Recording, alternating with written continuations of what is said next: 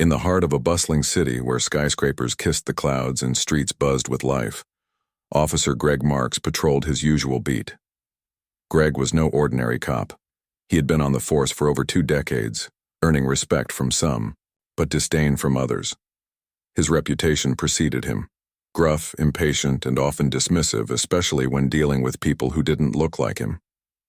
He prided himself on being tough, believing it made him effective at his job. But beneath that tough exterior lay biases so deep they clouded his judgment.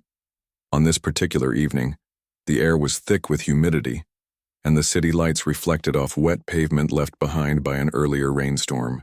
Greg drove slowly through a neighborhood known for its vibrant culture, but also unfairly labeled as trouble by those outside of it.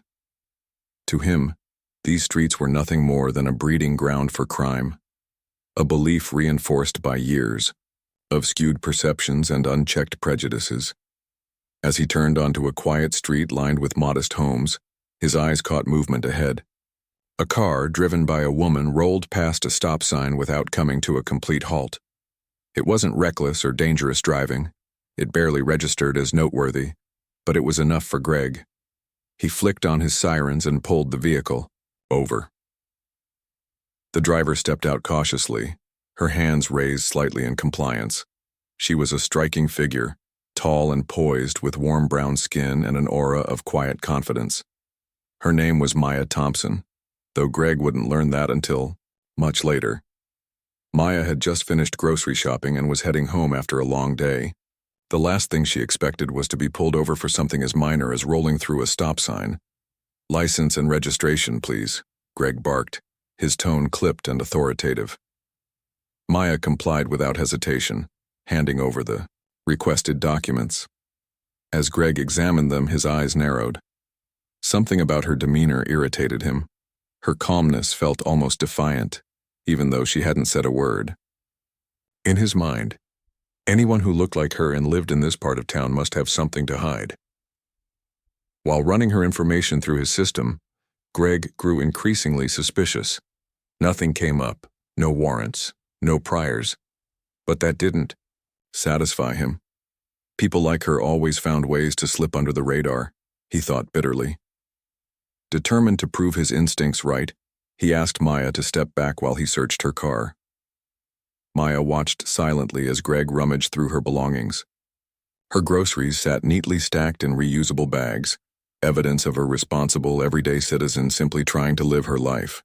Yet Greg seemed oblivious to the normalcy surrounding him. Instead, his focus zeroed in on finding something, anything, that could justify his suspicions. And then it happened.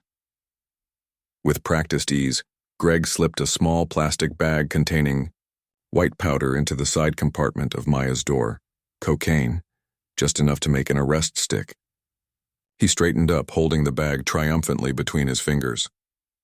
"What's this?" he demanded, feigning shock. Maya's heart sank as she stared at the evidence he dangled before her. "That's not mine," she said firmly, her voice steady despite the rising panic inside her. "You planted that." Greg smirked, shaking his head as if amused by her audacity. "Lady, I don't know what kind of game you're playing, but lying to a police officer isn't going to help your case." Without waiting for a response, he cuffed her and placed her in the back of his squad car. The ride to the station was a blur of disbelief and anger for Maya. How could this be happening? She was innocent, yet here she was, treated like a criminal because of someone else's malice. What Greg didn't realize, and what Maya couldn't reveal just yet, was that she wasn't just another civilian. She had recently accepted a position as police captain of internal affairs, tasked with rooting out corruption within the department. Her promotion hadn't been officially announced, leaving Greg blissfully unaware of the storm brewing in front of him. At the station, Maya was processed quickly, her protests falling on deaf ears. Desk officers glanced at her briefly before moving on, accustomed to seeing countless faces come and go each night. Meanwhile, Greg strutted around the precinct, boasting about catching yet another drug dealer. His colleagues nodded approvingly, their own biases aligning perfectly with his narrative. But Maya wasn't defeated. Sitting alone in a holding cell, she replayed the events in her mind. She recognized the setup for what it was, an abuse of power fueled by prejudice, and while the situation infuriated her, it also ignited a fire within her. This wasn't just about her anymore. It was about every person who had ever been wronged by someone like Greg.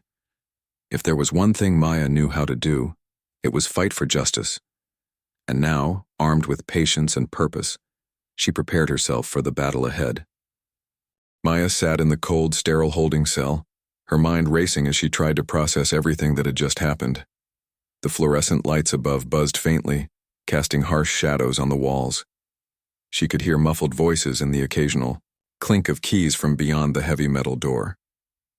Despite the chaos swirling inside her head, Maya forced herself to stay calm. Panic wouldn't help her now. Strategy would. She replayed the scene over and over again.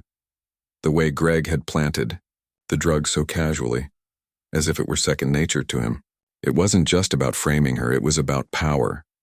He wanted to assert his authority, to remind her of her place in his skewed worldview. But what he didn't know, and what Maya found both ironic and infuriating, was that she held far more power than he could ever imagine. After what felt like hours, a young officer approached the cell. His face was blank, almost apologetic, as he unlocked the door. "You're allowed one phone call," he muttered, gesturing for her to follow him. Maya nodded silently, rising to her feet with quiet dignity. As they walked down the narrow hallway, she noticed how the other officers avoided making eye contact with her. Some pretended to be busy with paperwork, while others whispered amongst themselves. None of them seemed particularly concerned about her situation, or maybe they simply didn't care. The phone booth was cramped and smelled faintly of stale coffee. Maya picked up the receiver and dialed a number from memory. On the third ring, someone answered. "Hello?" came the familiar voice on the other end. "It's me," Maya said softly, keeping her tone even. "I need your help." There was a pause before the person on the line responded. "What's going on?" Maya hesitated for a moment, glancing around to ensure no one was listening too closely. Then, in hushed tones, she explained everything, from the traffic stop to the planted evidence and finally her arrest. She knew better than to reveal her new position at the department just yet. For now, discretion was key. Instead, she asked her contact to gather any information they could find on Officer Greg Marks. If there was dirt on him, she needed to know. Back in the precinct, Greg strutted around like a peacock, showing off its feathers. He couldn't resist sharing his victory with anyone who would listen. Leaning against a desk littered with files and half-empty coffee cups, he recounted the story with exaggerated flair. "Another drug dealer off the streets," he declared, puffing out his chest. "You should have seen her face when I found that bag of coke. Priceless." His colleagues chuckled politely, though not everyone seemed impressed. A few exchanged skeptical glances, their expressions betraying unease. One officer, a younger man named Ryan, spoke up cautiously. "Are you sure about this one, Greg? I mean, rolling through a stop sign doesn't exactly scream drug runner." Greg shot him a sharp look, his smile faltering for a split second. "Trust me, kid," he said gruffly. "I've been doing this job longer than you've been alive. When you see something suspicious, you act on it. That's how we keep the city safe." Ryan nodded but didn't press further. He had heard stories about Greg's methods before. Whispers of questionable arrests and coerced confessions. Still, speaking out against a senior officer wasn't worth the trouble. So, like many others, he kept his thoughts to himself and returned to his work. Meanwhile, Maya remained in custody, waiting for the bureaucratic wheels to turn. Hours passed, each minute stretching longer than the last. She used the time to observe, taking mental notes of every interaction she witnessed. The way some officers treated civilians with disdain. The casual jokes made at the expense of those behind bars. The subtle hierarchies that dictated who got respect and who didn't. Every detail mattered, building a clearer picture of the systemic issues plaguing the department.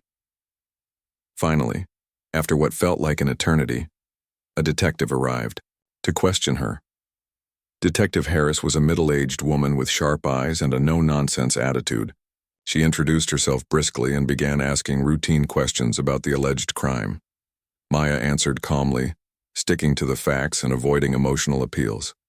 When Harris asked about the cocaine, Maya reiterated firmly, "It wasn't mine. Someone planted it." Detective Harris studied her carefully, searching for cracks in her composure. But Maya's resolve never wavered. Satisfied for now that Maya wasn't going to break down or confess to anything, Harris left the room, leaving Maya alone once more. As the night wore on, exhaustion began to creep in. Maya leaned back against the wall of her cell, closing her eyes briefly. Yet even in the darkness behind her eyelids, her mind refused to rest. She thought about Greg and the countless others like him, officers who abused their power under the guise of protecting society. She thought about the victims of such abuses, people whose lives had been shattered by false accusations and wrongful convictions, and she thought about her own role in all of this. Her promotion to police captain of internal affairs wasn't just a title. It was a mission. For years she had worked tirelessly to rise through the ranks, driven by a desire to create real change. Now fate had handed her an opportunity she couldn't ignore. Greg's actions weren't just personal, they were symptomatic of a much larger problem. Exposing him wouldn't just clear her name, it would shine a light on the rot festering within the department. By morning, news of Maya's arrest had spread throughout the precinct. Officers gathered in clusters discussing the latest drama over cups of weak coffee. Some dismissed her as another statistic, another faceless suspect caught in the system. Others wondered why she hadn't put up more of a fight, assuming guilt, based solely on circumstance. Few entertained the possibility that she might actually be innocent. Unbeknownst to them, however, things were about to change dramatically. Chief Daniels, a stern but fair-minded leader, called an impromptu meeting in the briefing room. Officers filed in reluctantly, groggy from lack of sleep and annoyed at the interruption to their routines. Whispers filled the air as everyone speculated about the purpose of the gathering. When Chief Daniels entered the room, followed closely by a tall, commanding figure in a crisp police uniform, the chatter died instantly. All eyes turned to the newcomer, whose presence commanded immediate attention. It took several seconds for realization to dawn on the crowd, and when it did, shock rippled through the room like a tidal wave. Standing beside the chief was none other than Maya Thompson, now revealed as their new captain of internal affairs. Her gaze swept across the sea of faces, lingering momentarily on Greg's pale, wide-eyed expression. There was no anger in her eyes, only determination.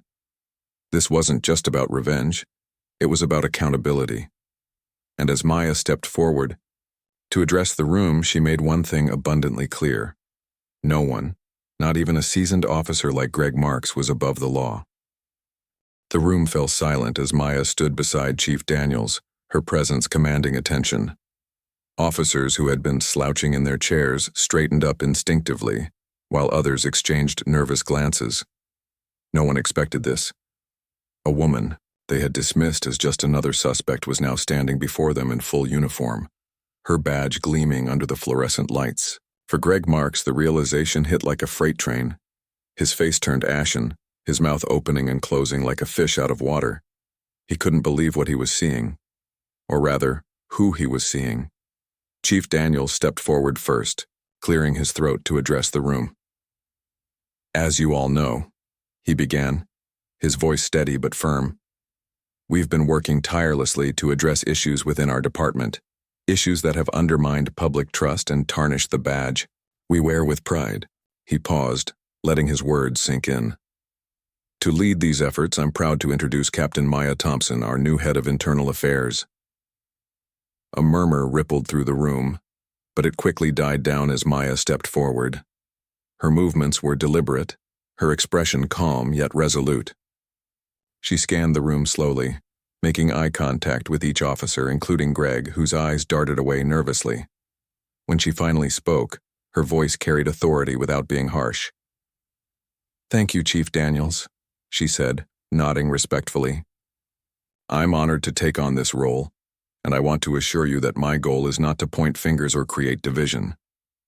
My mission is simple: to uphold the integrity of this department and ensure that justice is served fairly, for everyone. Her words hung in the air, heavy with meaning. Some officers nodded approvingly while others shifted uncomfortably in their seats. They could sense the weight of her statement, though few fully understood its implications. At least not yet. Greg, however, felt the full force of her gaze when her eyes locked onto him. He tried to play it cool, leaning back in his chair and crossing his arms as if nothing was wrong. But inside his mind raced. How could this be happening? The woman he had arrested just hours ago, the same woman he had framed, was now his superior. His stomach churned as he realized the gravity of his mistake. If she revealed what he had done, his career would be over. Worse still, he might face criminal charges. Maya didn't dwell on Greg during her speech. Instead, she outlined her vision for reform, emphasizing transparency, accountability, and community engagement. She acknowledged the challenges ahead, but expressed confidence in the team's ability to rise to the occasion. Change won't happen overnight, she said, her tone measured but passionate. But together we can rebuild trust, not just with the public, but with each other. That starts with holding ourselves to the highest standards both on and off duty. When the meeting ended, officers filed out of the room, buzzing with speculation. Some admired Maya's poise and determination, while others whispered doubts about whether she was truly qualified for the role. Through it all, Greg remained frozen in his seat, unable to move. His heart pounded in his chest as he watched Maya exchange polite pleasantries with Chief Daniels before heading toward her new office. Finally, summoning every ounce of courage he had, Greg approached her. "Captain," he began, forcing a smile that didn't reach his eyes. "Congratulations on your promotion. Looks like you'll be keeping us all in line." Maya turned to face him, her expression unreadable. "Thank you, Officer Marks," she replied coolly. "I look forward to working with you and ensuring that we maintain the highest level of professionalism in this department." Greg laughed, nervously scratching the back of his neck. "Yeah, well, guess I should get back to patrol. Lots to do today." He started to walk away, hoping to escape before things got awkward. "Actually," Maya called after him, her voice cutting through the tension like a knife, "I'd like to speak with you in my office now." Greg froze mid-step, his blood running cold. Slowly, he turned around, forcing another strained smile. "Sure thing, Captain. Whatever you need." He followed her into her office, closing the door behind him. The space was modest but efficient, with neatly organized files and a framed photo of Maya with her family sitting on the desk. She gestured for him to sit, but Greg remained standing, too anxious to sit still. Maya took her time settling into her chair, folding her hands on the desk in front of her. When she finally spoke, her voice was calm but unyielding. "Let's talk about last night, Officer Marks." Greg's throat went dry. He opened his mouth to respond, but no words came out. Maya continued, her tone matter-of-fact. "You pulled me over for rolling through a stop sign, a minor infraction at best. Then you searched my car without probable cause and planted evidence to justify an arrest. Am I correct?" Greg stammered, his mind scrambling for a defense. I don't know what you're talking about. You're mistaken." Maya raised an eyebrow, leaning forward slightly. "Am I?" "Because I remember everything clearly, including the bag of cocaine you slipped into my car door. Funny how that turned up, isn't it?" Greg's face flushed red, beads of sweat forming on his forehead. He glanced toward the door, half expecting someone to burst in and save him from this nightmare. But they were alone, and there was nowhere to hide. "I was just doing my job," he blurted out, desperation creeping into his voice. "You fit the profile, okay? People in that neighborhood, they're always up to something. I was protecting the city." Maya's expression hardened. "Protecting the city? Is that what you call planting evidence and ruining innocent lives? Do you have any idea how many people like me, people who did nothing wrong, have been destroyed by officers abusing their power? Officers like you?" Greg shook his head frantically. "Look, I made a mistake, all right? It's not like I meant for things to go this far. You're a cop now. You understand how it is. Sometimes you've got to bend the rules to get results. Maya leaned back in her chair, studying him carefully. There was no anger in her eyes, only disappointment. That's where you're wrong, Officer Marks. Being a cop means upholding the law, not breaking it. It means treating everyone with respect and fairness, regardless of who they are or where they come from. What you did last night wasn't justice. It was corruption, plain and simple. Greg sank into the chair across from her, defeated. He knew he couldn't argue his way out of this. "What do you want from me?" he asked quietly, avoiding her gaze. Maya sighed, leaning forward again. "Here's the deal," she said firmly. "You have two choices. Option 1, you resign quietly, effective immediately. No investigation, no charges. Just walk away and start fresh somewhere else. Or option 2, I launch a full-scale investigation into your conduct, not just last night, but every questionable arrest and complaint filed against you over the years. If I find enough evidence, and I will, you'll face criminal charges." Greg's hands trembled as he gripped the armrests of the chair. "You can't do this," he muttered, more to himself than to her. "You're making a mistake." "No," Maya corrected him, her voice unwavering. "The only mistake here was yours, and now it's time to own up to it." For several long moments, Greg sat in silence, staring at the floor. The weight of his actions pressed down on him, suffocating and inescapable. Finally, he looked up, his shoulders slumped in defeat. "Fine," he said bitterly. "I'll resign." Maya nodded, satisfied but not triumphant. "Good choice," she said simply. "Your resignation letter needs to be on my desk by the end of the day." With that, Greg stood and shuffled out of the office, leaving Maya alone with her thoughts. As the door clicked shut behind him, she exhaled deeply, allowing herself a moment of quiet reflection. This was only the beginning. Holding Greg accountable was a step in the right direction, but there was still so much work to be done. The fight for justice was far from over, but for the first time in a long while, Maya felt hopeful. Word of Greg Marks's resignation spread quickly through the precinct, like ripples in a pond after a stone is thrown. At first, it was just whispers, officers leaning close to one another during coffee breaks or exchanging glances across desks. But soon the murmurs grew louder, fueled by speculation and unease. Everyone knew something big had happened, though few understood the full story. For Greg himself, the days following his meeting with Maya were a blur of shame and paranoia. He avoided eye contact with his colleagues, his usual swagger replaced by a defeated shuffle.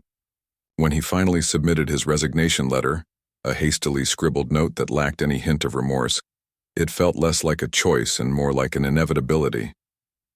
Maya, on the other hand, wasted no time stepping into her new role as captain of internal affairs. Her promotion wasn't just symbolic, it signaled a seismic shift within the department. Officers who once dismissed her now watched her every move, curious about what kind of leader she would be. Some admired her quiet confidence and unwavering professionalism, while others bristled at the idea of being held accountable by someone they barely knew. Still, Maya remained undeterred. She understood that change wouldn't come easily, but she also knew it was necessary. Her first order of business was to launch a discreet investigation into Greg's past conduct. Though he had agreed to resign quietly, Maya wasn't content to let things end there. If Greg had been abusing his power for years, chances were he wasn't alone. The rot ran deeper than one bad apple, and Maya was determined to root it out. She assembled a small team of trusted officers, individuals she knew shared her commitment to integrity, and tasked them with reviewing cases where suspects had been arrested under questionable circumstances. The process was painstaking. Files upon files were pulled from storage, each one telling its own story of alleged wrongdoing. Maya and her team pored over arrest reports, body cam footage, and witness statements, searching for patterns. What they found was disturbing. Over the years, Greg had targeted countless individuals, many of them people of color, using tactics that ranged from unethical to outright illegal. Falsified reports, tampered evidence, coerced confessions. These weren't isolated incidents. They were part of a pattern so consistent it bordered on systematic. One case stood out in particular. A young man named Marcus had been arrested 3 years earlier for possession of stolen property. According to Greg's report, Marcus had resisted arrest violently, requiring multiple officers to subdue him. Body cam footage, however, told a different story. In the grainy video, Marcus could be seen complying with commands, his hands raised above his head. Yet moments later, Greg and another officer tackled him to the ground, pinning him down despite his protests. The stolen property? A backpack containing nothing more than textbooks and a laptop. Marcus had been carrying it home from the library when Greg stopped him, claiming it matched the description of items reported missing in a recent burglary. No charges were filed against Marcus, but the arrest stayed on his record, haunting him long after the incident. Stories like Marcus's were all too common. As Maya dug deeper, she uncovered a trail of lives derailed by misconduct. Families torn apart, futures destroyed. Each file added another layer to the grim picture taking shape before her eyes. It wasn't just about Greg anymore. It was about the culture that allowed officers like him to operate unchecked. And Maya knew that addressing this issue required more than punishing individual offenders. It demanded systemic reform. Meanwhile, Greg's absence left a void in the precinct. Some officers missed his presence, viewing him as a seasoned veteran who knew how to get things done. Others breathed a sigh of relief, glad to see him gone. But for those who had worked closely with him, his departure raised uncomfortable questions. Had they turned a blind eye to his behavior? Could they have done more to stop him? These doubts gnawed at them, creating an undercurrent of tension throughout the department. Greg, meanwhile, struggled to adjust to life outside the force.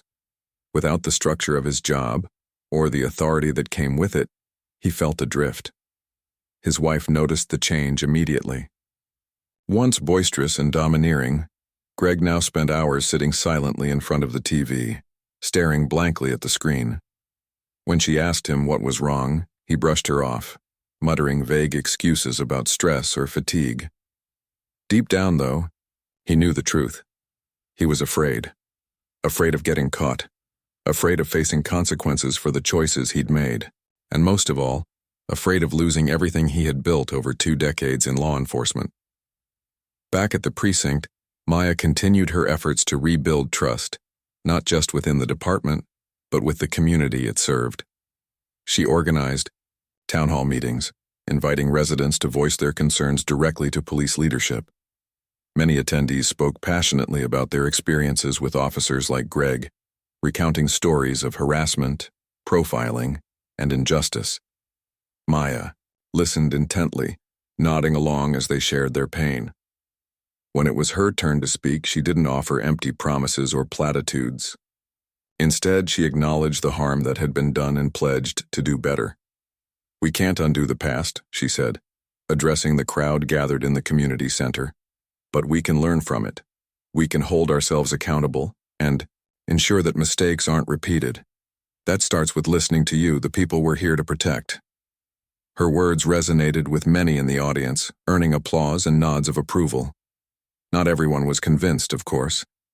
Some skeptics questioned whether real change was possible, given the department's history. But even they couldn't deny the sincerity in Maya's voice.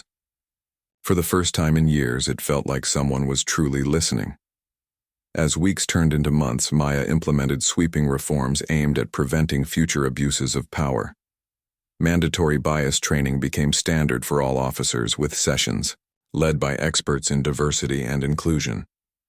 Body cams were required during every interaction with the public, and footage was reviewed regularly to ensure compliance with department policies.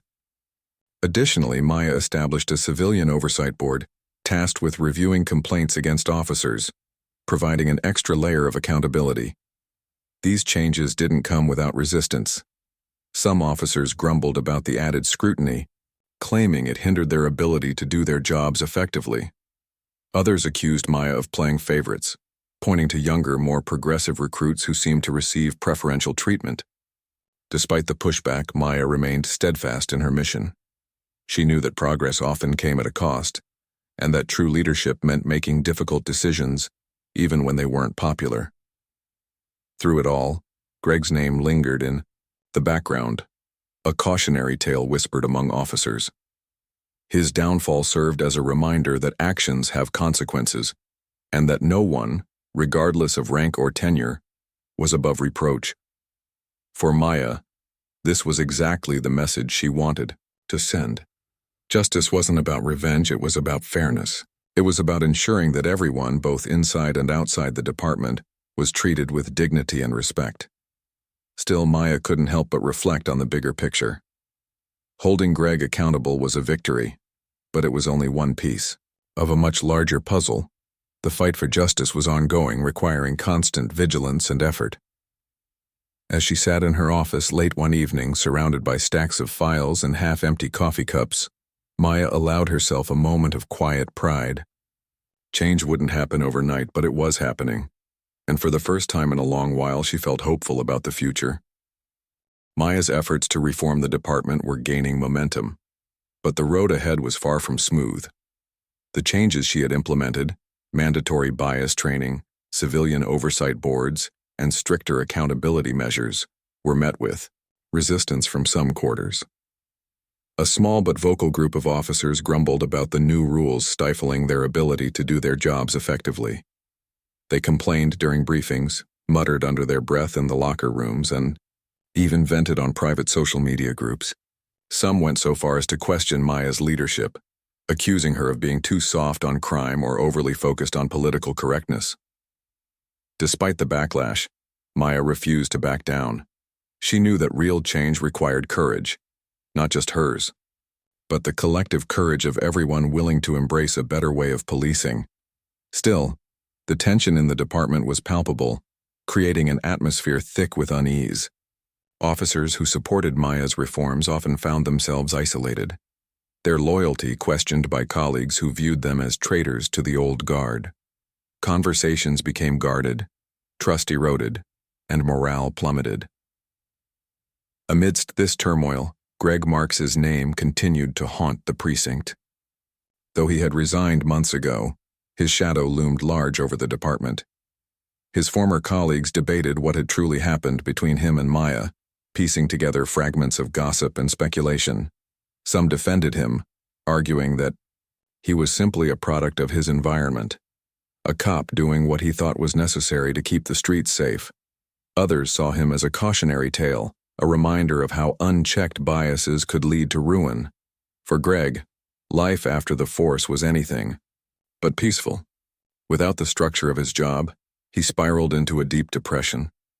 Days blurred into weeks as he struggled to find meaning outside the badge he once wore with pride. His marriage began to crumble under the weight of his bitterness and self-loathing. He lashed out at his wife, blaming her for not understanding the pressures he faced. When she suggested counseling, he scoffed, dismissing therapy as a waste of time. Instead, he spent hours scrolling through online forums, reading posts from disgruntled ex-officers who shared his grievances. Their anger fueled his resentment, convincing him that he was the victim of a witch hunt orchestrated by politically correct bureaucrats like Maya. One evening, unable to bear the silence of his empty house any longer, Greg decided to visit a local bar. It was a dingy place frequented by other retired cops and blue-collar workers looking to escape their troubles. As he nursed a whiskey at the corner of the bar, an older man slid onto the stool beside him. The stranger introduced himself as Frank, a former detective who had left the force years earlier under similar circumstances. Over drinks, Greg opened up about his situation, recounting the events that led to his resignation. Frank listened intently, nodding sympathetically. "You're not alone, you know," he said finally, his voice gravelly from years of smoking. "The system chews people up and spits them out. Happens all the time." Greg nodded bitterly. "I just don't get it. I was doing my job, keeping the streets safe, and now look at me, I'm nothing." Frank leaned closer, lowering his voice conspiratorially. "Listen, kid, there's always a way to fight back. You just need the right tools." He pulled out his phone and showed Greg a series of texts from a private group chat. The messages were filled with inflammatory rhetoric, blaming progressive reforms for undermining law enforcement. Some members openly discussed filing lawsuits against departments accused of discrimination. Others hinted at more drastic measures, though they never spelled them out explicitly. At first, Greg hesitated. Joining forces with these angry voices felt wrong, even to him. But as the alcohol dulled his inhibitions, he convinced himself that fighting back was the only way to reclaim his dignity. By the end of the night, he had exchanged numbers with Frank and promised to stay in touch. Back at the precinct, Maya remained vigilant. While Greg's departure had removed one toxic influence, she knew others like him still lurked in the shadows, operating under the radar. Her investigation into past misconduct had uncovered troubling patterns, revealing a web of corruption that extended beyond individual officers. Some supervisors had turned a blind eye to unethical behavior, prioritizing arrest quotas over justice. Others had actively encouraged aggressive tactics, rewarding those who brought in high-profile cases regardless of how they achieved them. Determined to break this cycle, Maya called a special meeting with her team. The room buzzed with anticipation as officers filed in, unsure of what to expect. When Maya stood at the front of the room, her expression was serious but hopeful. "We've made progress," she began, addressing the group. "But we can't stop now. Corruption doesn't exist in isolation. It thrives when we allow fear or complacency to take hold. That's why I'm launching a new initiative, Operation Integrity." Operation Integrity aimed to tackle systemic issues head-on. Maya proposed creating anonymous tip lines where officers could report misconduct without fear of retaliation. She also advocated for regular audits of arrest records and disciplinary actions, ensuring transparency at every level. Most importantly, she emphasized the importance of fostering a culture of accountability, one where officers held each other to the highest standards, both on and off duty. Her speech resonated with many in the room, earning nods of approval and murmurs of agreement. But not everyone was convinced. Detective Ryan, the young officer who had once questioned Greg's methods, raised his hand hesitantly. "Captain," he began, shifting uncomfortably in his seat. "These are great ideas, but how do we make sure they stick? People are resistant to change. What happens if they push back?" Maya smiled faintly, appreciating his honesty. "Change is hard," she admitted, "but it's also necessary. We won't win everyone over right away, and that's okay. What matters is that we stay committed to our values, even when it's difficult. If we lead by example, others will follow." Inspired by her words, Ryan volunteered to help spearhead the initiative, recruiting fellow officers who shared his vision. Together, they worked tirelessly to promote Operation Integrity, holding workshops, distributing informational materials, and encouraging open dialogue. Slowly but surely, attitudes began to shift. Officers who had once dismissed Maya's reforms started to see the benefits: fewer complaints from the public, stronger relationships with community leaders, and a renewed sense of purpose within the department. Yet despite these successes, Maya couldn't shake the feeling that something, or someone, was watching her every move. Late one night, as she reviewed files in her office, her phone buzzed with an unfamiliar number. Curious, she answered cautiously. On the other end, a distorted voice spoke in clipped tones. "You think you're untouchable, don't you?" It hissed. "Mark my words, Captain Thompson, you'll regret sticking your nose where it doesn't belong." Maya's heart raced, but she forced herself to remain calm. "Who is this?" she demanded, gripping the phone tightly. The line went dead. Though shaken, Maya refused to let the threat deter her. She reported the call to internal security, who assured her they would investigate. In the meantime, she doubled down on her efforts, determined to prove that fear wouldn't dictate her actions. As weeks passed, Greg grew increasingly emboldened by his newfound connections. Encouraged by Frank and the others, he began attending rallies organized by groups opposed to police reform. At first, he kept a low profile, content to listen and observe. But soon, he found himself drawn into heated debates, railing against what he saw as an attack on law enforcement. His bitterness transformed into anger and his anger into action. It wasn't long before Greg's involvement caught Maya's attention. Through Operation Integrity, She received an anonymous tip linking Greg to inflammatory online posts criticizing her reforms. Digging deeper, her team discovered evidence suggesting that Greg was planning something bigger, something potentially dangerous. Though the details remained unclear, Maya knew she couldn't ignore the warning signs. Summoning Chief Daniels to her office, Maya laid out the facts. "Greg Marks is trying to rally opposition to our efforts," she explained. "If we don't address this now, it could escalate into something much worse." Daniels nodded grimly. "What do you suggest we do?" Maya hesitated, weighing her options carefully. "We need to send a message not just to Greg but to anyone thinking about joining his cause. Accountability isn't negotiable. Justice isn't optional. We stand firm." With Daniel's support, Maya issued a public statement, reaffirming the department's commitment to reform. She reminded everyone, both inside and outside the force, that true leadership meant owning your actions, even when they were wrong. For those seeking revenge, she offered a simple challenge: prove her wrong. Show her that justice could prevail, without compromise. Though the battle was far from over, Maya felt a renewed sense of determination. Change wouldn't come easily, but it would come, and she was ready to fight for it, no matter the cost. The final showdown between Maya and Greg came sooner than anyone expected, but it unfolded in a way that no one could have predicted. What started as whispers of unrest within the department quickly escalated into something far more dangerous, a movement fueled by anger, misinformation, and fear. Greg Marks, emboldened by his newfound allies, had become the face of this resistance. He attended rallies, gave interviews to sympathetic media outlets, and even organized protests outside police headquarters. His message was simple yet incendiary. Reform was destroying law enforcement, and officers like him were victims of a politically correct agenda. Maya watched these developments unfold with a mix of concern and resolve. She understood the power of narratives, how easily they could be twisted to serve personal agendas. But she also knew that ignoring the problem wouldn't make it go away. If anything, silence would only give Greg's movement more room to grow. So instead of retreating, Maya doubled down on her efforts, using every tool at her disposal to counteract the misinformation spreading through the ranks. Her strategy involved two key components: transparency and engagement. First, she launched a public awareness campaign designed to educate both officers and civilians about the goals of reform.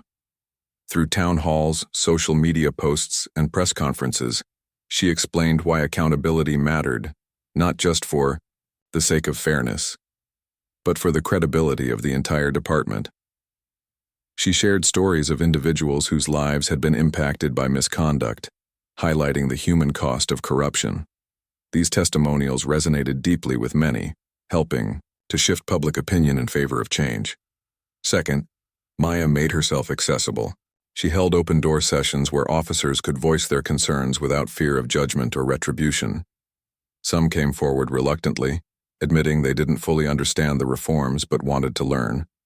Others expressed frustration, claiming the changes felt rushed or unnecessary. Maya listened patiently, addressing each point thoughtfully and respectfully. By fostering dialogue, she hoped to bridge the gap between those who supported reform and those who opposed it. But not everyone was willing to engage constructively. Greg, now fully entrenched in his role as an anti-reform crusader, grew bolder with each passing day. He began organizing marches under the banner of Protect Our Police, drawing crowds of disgruntled former officers and sympathetic citizens. At one rally, he delivered a fiery speech accusing Maya of betraying the badge she wore. "She doesn't care about justice," he shouted, pointing a finger toward police headquarters. "All she cares about is tearing us apart." His words ignited cheers from the crowd, but they also drew criticism from others, including some surprising allies. Former colleagues who had once defended Greg now distanced themselves, unwilling to associate with his increasingly radical rhetoric. Even Frank, the older detective who had introduced Greg to the online group, began to question whether they were going too far. When Greg suggested escalating their tactics, hinting at civil disobedience or worse, Frank pulled him aside after a meeting. "Listen, kid, Frank said, his tone unusually serious. I get it. You're angry. We all are. But there's a line we can't cross. Once we step over it, there's no coming back. Greg brushed him off, dismissing his concerns as weakness. If we don't fight back, they'll destroy everything we've worked for, he snapped. Are you really okay with that? Frank shook his head slowly. No, I'm not. But I'm also not willing to risk throwing away what little integrity we have left. Think about what you're doing, Greg. Is this really worth it? Greg didn't answer. Instead, he stormed off, leaving Frank standing alone amidst the chaos. It was clear that Greg's obsession with revenge had consumed him, blinding him to reason or consequence. Meanwhile, Maya continued to push forward, undeterred by the growing opposition. Her team uncovered evidence linking Greg to several anonymous social media accounts spreading false information about the department. They also discovered plans for a large-scale protest aimed at disrupting a major community event hosted by the police. Armed with this intel, Maya approached Chief Daniels with a proposal. Issue a formal warning to Greg and his associates, reminding them of the legal consequences of inciting violence or disorder. Daniels agreed, authorizing Maya to take action. She sent a letter directly to Greg, outlining the allegations against him and urging him to reconsider his course of action. You have a choice, the letter read. Walk away now and focus on rebuilding your life, or continue down this path, knowing full well the risks it entails. The decision is yours, but remember, accountability applies to everyone. To Maya's surprise, Greg responded, not with defiance, but with vulnerability. In a handwritten note, he admitted feeling trapped, caught between his past actions and the person he wanted to be. I don't know how to fix this, he wrote, but I know I can't keep living like this. Though skeptical, Maya saw an opportunity. She arranged a private meeting with Greg, hoping to offer him a lifeline before it was too late. When they met in her office, the atmosphere was tense but charged with possibility. For the first time, Greg didn't try to justify his behavior or deflect blame. Instead, he spoke candidly about his struggles, the shame of losing his job, the strain on his marriage, the gnawing sense of failure that followed him everywhere. I messed up, he admitted, his voice cracking with emotion. I let my biases cloud my judgment, and I hurt people because of it. I don't expect forgiveness, I don't deserve it.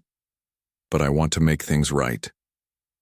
Maya studied him carefully, searching for sincerity in his words. Finally, she nodded. Making things right won't be easy, she said. It'll require owning your mistakes, apologizing to those you've wronged, and committing to real change. Are you ready for that? Greg hesitated, then nodded. Yes. With Maya's guidance, Greg began the long process of redemption. He reached out to individuals he had wronged in the past, offering heartfelt apologies and asking how he could make amends. Some accepted his gestures, others rejected them outright. Regardless of the outcome, Greg persisted, determined to confront the harm he had caused. He also enrolled in counseling, working through the anger and resentment that had driven so much of his behavior. As for Maya, her reforms gained widespread support, both within the department and beyond. Officers who had once resisted change embraced it, recognizing the positive impact it had on their work and relationships with the community. Civilian oversight boards became trusted partners, ensuring transparency and accountability at every level. And though challenges remained, the overall culture of the department shifted dramatically, for the better. In the end, Maya's leadership proved transformative not just for the force but for the city as a whole. She showed that justice wasn't about punishment or revenge, it was about healing and growth. By holding Greg accountable while also offering him a chance to redeem himself, she demonstrated the power of compassion and forgiveness. And as she stood on the steps of police headquarters one evening, watching the sun dip below the horizon, Maya allowed herself a rare moment of reflection. The road ahead would still be difficult, filled with obstacles and setbacks, but she believed in the mission and in the people committed to seeing it through. Change was possible. Justice was achievable, and for the first time in a long while, hope burned brighter than ever.